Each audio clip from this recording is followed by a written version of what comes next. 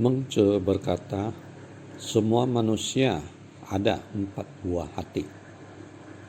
Mengce atau dikenal dengan sebutan Mencius lahir di tahun 372 sebelum Masehi dan wafat dalam usia 83 tahun pada tahun 289 sebelum Masehi. Mengce adalah murid dari Se Tu Niu, di mana Se Tu Niu adalah murid langsung dari Nabi Kongce. Nabi Kongce sendiri lahir pada tahun 551 sebelum Masehi dan wafat di tahun 479 sebelum Masehi. Maka selisih kurun waktu antara masa Nabi Kongce dan masa Rasul Mengce adalah 107 tahun. Di zaman perang antar negara atau Chan Kuo Sitai di abad keempat sebelum Masehi, di negeri Zhou, daerah Gunung Ma'an di daratan Tiongkok kuno, lahir seorang bayi yang diberi nama Ke, artinya kereta. Nama ini dipilih karena bayi tersebut lahir dalam perjalanan wisatanya suami istri marga Meng. Sayang sekali sang ayah telah meninggal di usia balita Mengke dan hanya ibunya seorang sebagai orang tua tunggal membesarkannya. Kelak setelah dewasanya, Mengke dikenal sebagai Mengce. Orang kemudian memberinya gelar Ya Sheng atau Rasul dikarenakan kegigihannya di dalam mempertahankan kemurnian ajaran agama Rujiao atau agama Konghucu di zamannya.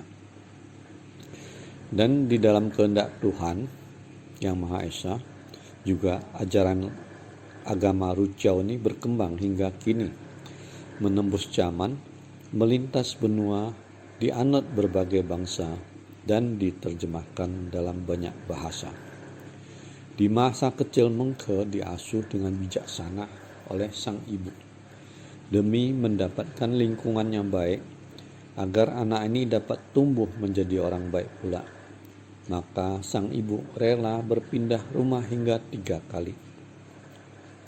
Pertama, ibu dan Mengke kecil tinggal di dekat kuburan. Setiap hari Mengke menyaksikan iringan orang berkabung yang memberangkatkan jenazah untuk dimakamkan. Maka Mengke kecil dengan cepat meniru upacara ritual perkabungan. Sang ibu pusing melihatnya, khawatir dengan kelakuan anak ini yang pasti akan mempengaruhi perkembangan hidupnya. Sang ibu mengambil keputusan pindah rumah. Perpindahan rumah sekali ini di dekat pasar, tempat para pedagang berjualan. Mengke adalah anak yang cerdas, dengan cepat meniru kelakuan para pedagang dalam berjual beli. Di masa itu pedagang dipandang rendah karena dianggap kurang jujur. Maka melihat kelakuan Mengke yang berpura-pura sebagai pedagang yang sedang berjualan, sang ibu pusing lagi 7 keliling, memikirkan masa depan anak ini.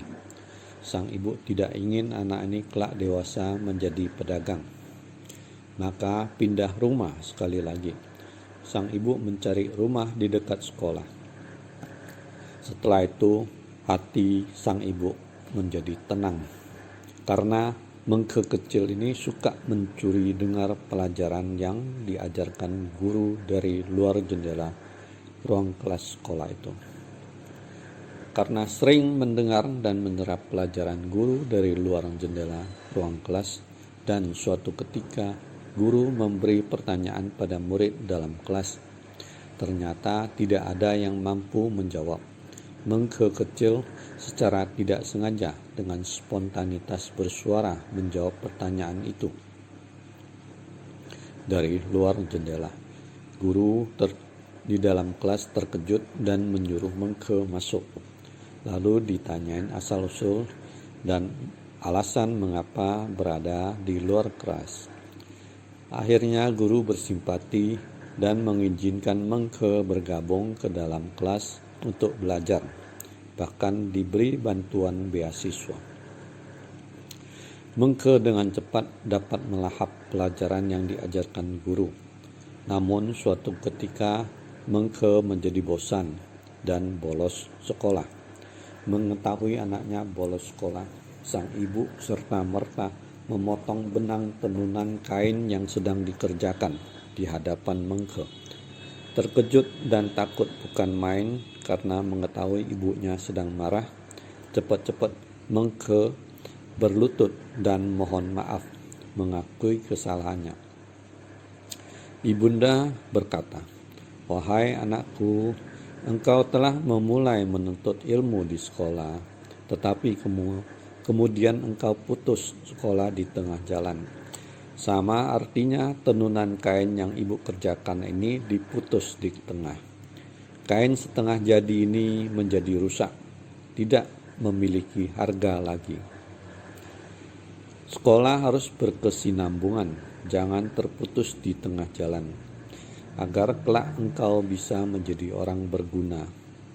Sejak itu, Mengke rajin belajar dan tidak pernah bolos sekolah sekalipun lagi. Di usia remaja, Mengke mengetahui ada seorang guru lain yang bernama Si Tu Niu adalah muridnya Nabi Kongzi. Maka Mengke dengan gigih berusaha mencari sampai akhirnya menemukan guru Si Tu Niu yang menerimanya sebagai murid. 3 tahun Mengke belajar di bawah bimbingan guru Si Tu Niu. Belajar tanpa lelah, siang malam, 4 musim silih berganti tanpa berhenti belajar. Setelah tamat belajar dari Si Tu Niu, sang Mengke menjadi tersohor namanya sebagai pemuda terpelajar yang bijak, dan orang-orang memanggilnya Mengce atau sarjana Meng. Mengce sangat yakin akan kebenaran ajaran Lu Jiao atau agama Kongzi yang diajarkan oleh Nabi Kongzi. Dan Mengce mengadakan perjalanan keliling berbagai negara di daratan Tiongkok kuno saat itu.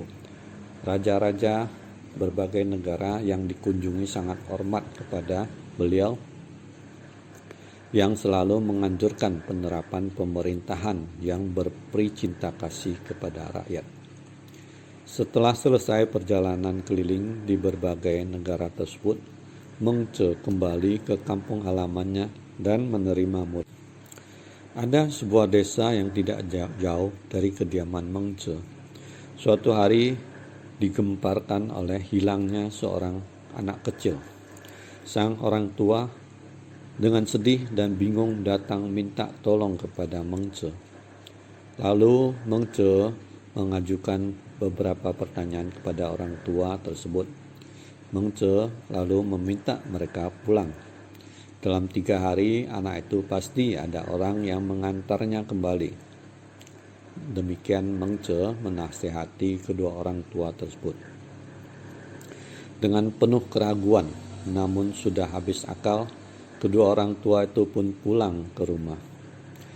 Keesokan harinya, datang kembali kedua orang tua itu menemui Mengce. Tetapi sekali ini mereka membawa kabar baik bahwa anak mereka telah diantar pulang oleh seseorang yang baik hati, persis seperti dugaan Mengce. Setelah mengucapkan terima kasih lalu berpamit pulang, kedua orang tua tersebut. Kejadian ini dengan cepat menjadi buah bibir penduduk sekitarnya, sehingga nama Mengce semakin terkenal. Ada yang menganggap Mengce itu setengah dewa yang bisa mengetahui kejadian yang akan datang. Karena penasaran, murid-murid bertanya kepada Mengce, apa dasar logikanya guru bisa mengetahui bahwa anak hilang itu bisa selamat dan kembali ke rumah dalam 3 hari?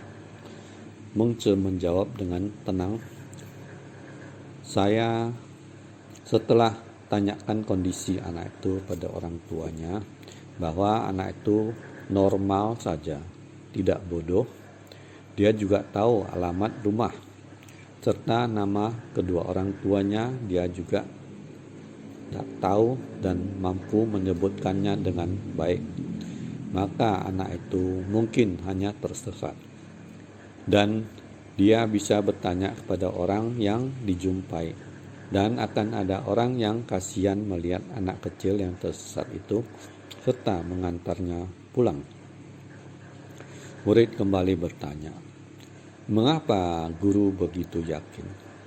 Bukankah bisa saja anak itu bahkan bernasib buruk bila berjumpa dengan orang jahat yang akan mencelakainya?" Mengce menjawab, "Semua orang pada dasarnya hatinya baik. Dan ada 4 buah hati di dalam setiap manusia." Muridnya melongo dengan penasaran dan ingin tahu lebih jauh.